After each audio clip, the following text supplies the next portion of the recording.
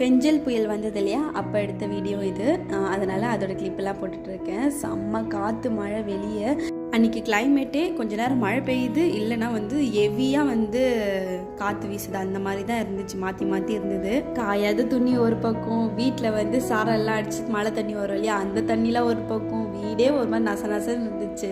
Fan போட்டால் குளிருது, fan போடலன்னா வீடு காய மாட்டேங்குது. ஒரே ரணகலமாகவே இருந்தது அந்த டே. ஈவினிங் போல் காஃபிலாம் போட்டு குடிச்சிட்டு வெளியே பார்த்தா கிளைமேட்டே கருத்து இருக்குது வானம். எங்கள் ரூமுக்கு பேக் சைட் ஜன்னல்லே ஒரு காட்டுக்குள்ளே இருக்க சத்தம் கேட்குவாங்க. இது என்ன சத்தம் அப்படின்னு கேட்டப்போ தவளை கொட்டா சத்தம்னு சொல்லிட்டு எங்கள் ஹஸ்பண்ட் சொல்லியிருந்தாரு.